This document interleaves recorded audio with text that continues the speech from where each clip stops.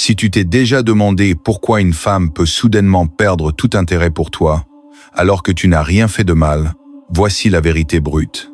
Ce n'est pas une question de physique, d'argent ou de statut social. Tout se joue dans ce que tu dis.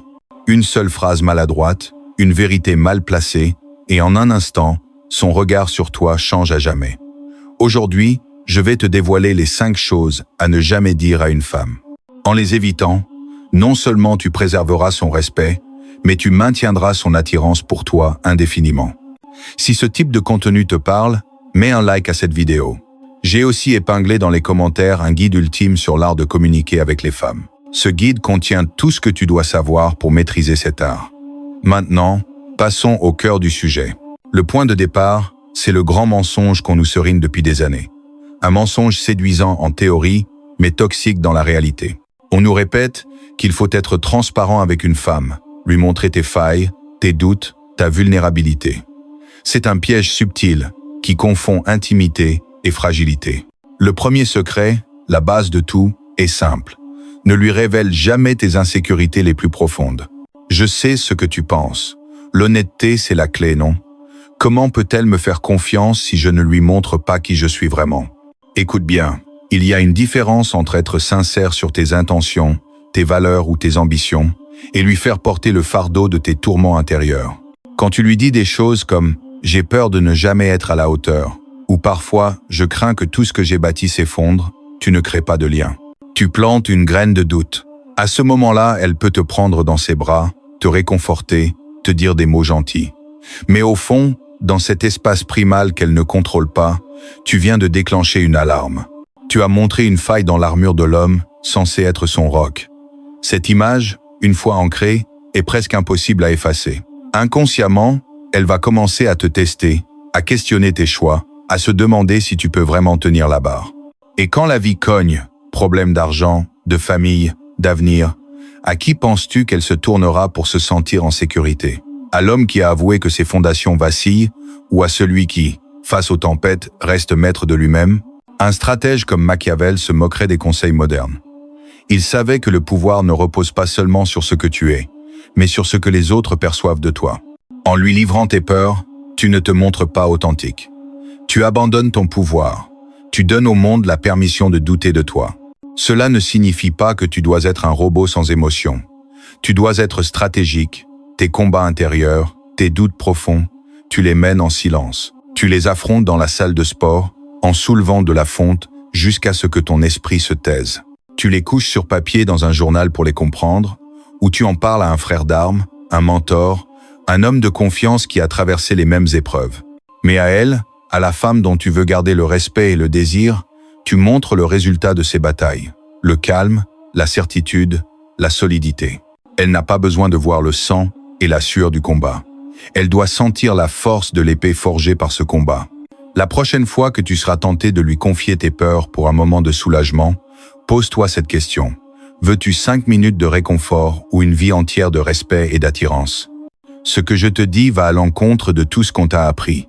Si ça résonne en toi, si tu sens que c'est la vérité brute qu'on n'ose pas dire, alors tu es au bon endroit. Abonne-toi à cette chaîne. Car ici, pas de conseils pour plaire, mais des stratégies pour triompher. Active la cloche, car le prochain secret que je vais révéler est encore plus inconfortable, mais infiniment plus puissant. Tu sais maintenant que tes peurs sont un territoire sacré, à ne pas partager à la légère. Parlons maintenant de ton passé et de ta valeur tangible. C'est là que les femmes, avec une subtilité redoutable, lancent leurs tests les plus acérés. Il y a 2 sujets, apparemment anodins, qui sont en réalité des pièges mortels. Ton passé amoureux et ta situation financière. Commençons par le premier. Cette question qui surgit tôt ou tard, souvent avec un sourire curieux, avec combien de femmes as-tu été? Attention, il n'existe pas de bonne réponse à cette question. C'est un labyrinthe conçu pour t'égarer. Si tu donnes un chiffre élevé, une alarme retentit dans sa tête. Elle peut rire sur le moment, mais elle te classera comme un séducteur. Si tu donnes un chiffre bas, une autre alarme se déclenche. Elle doutera de ta valeur. Dans les 2 cas, tu perds. Tu lui as donné des armes contre toi.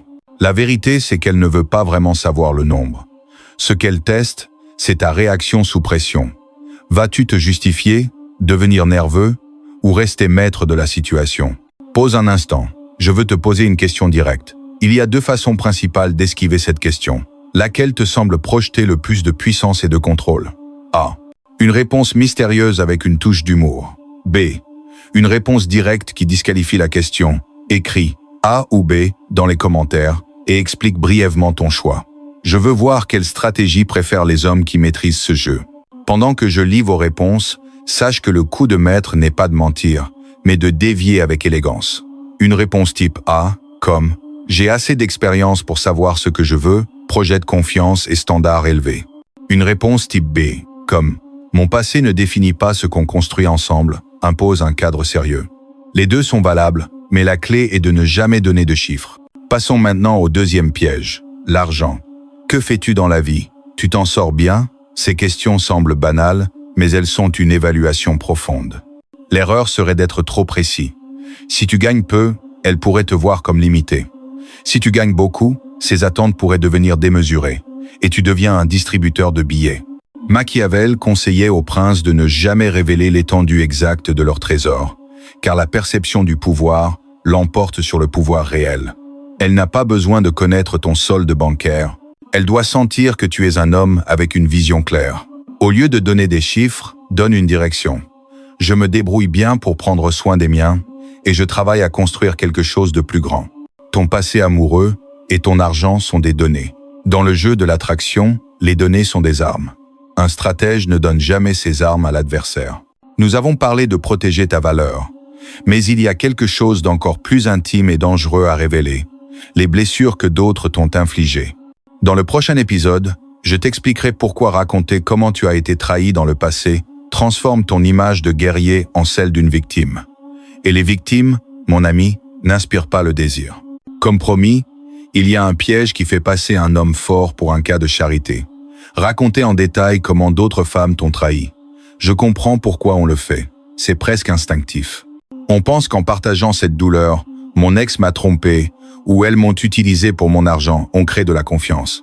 On croit qu'elle verra notre honnêteté, qu'elle aura de l'empathie et pensera « je ne suis pas comme elle ». Mais c'est une des pires erreurs que tu puisses faire.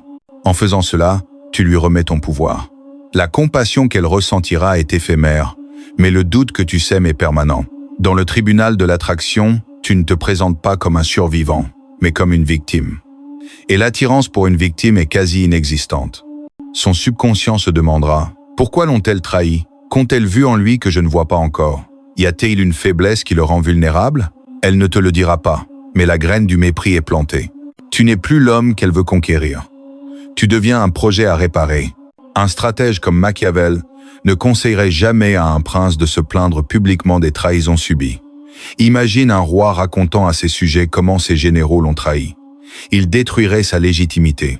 Au contraire, il apprend en silence, renforce ses défenses et projette une image encore plus puissante. Tes trahisons passées sont des médailles de guerre. Porte-les avec dignité, pas comme des blessures à exhiber. Si elle aborde le sujet, ne parle pas de la douleur, mais de la leçon. Cette expérience m'a appris ce que je veux et ce que je ne tolère pas. Tu passes d'homme blessé à homme forgé par le feu. Ton histoire t'appartient. Chaque trahison est une marche vers le haut, mais seulement si tu choisis de l'utiliser pour grandir, pas pour t'apitoyer. En partageant la sagesse tirée du drame, tu l'invites à admirer ta force. Nous avons protégé ton esprit, ta valeur et ton passé. Mais qu'en est-il de l'ennemi intérieur? Dans le prochain chapitre, nous aborderons le secret le plus intime et dangereux, tes faiblesses actuelles. Ce dernier secret sépare les hommes respectés de ceux qui finissent méprisés. Ne révèle jamais tes failles structurelles, ces luttes internes que tu n'as pas encore surmontées. Je ne parle pas d'une mauvaise journée, mais de ces vérités brutes. Je manque de discipline. Je ne finis jamais ce que je commence. Je ne contrôle pas ma vie. Ce ne sont pas des confessions de vulnérabilité, mais des aveux d'impuissance. C'est comme montrer à l'ennemi que tes défenses sont à terre. Tu veux qu'elle te dise « je t'aime comme tu es ». Mais en lui livrant tes failles, tu fais d'elle ta thérapeute, pas ta compagne. La dynamique de pouvoir s'effondre. Elle pourrait essayer de t'aider, te surveiller, mais tu viens de tuer la polarité sexuelle.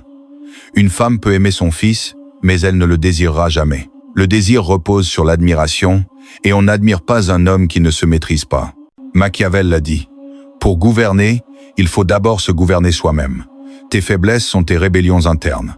Mène cette guerre en privé, dans l'ombre, et ne montre que les résultats.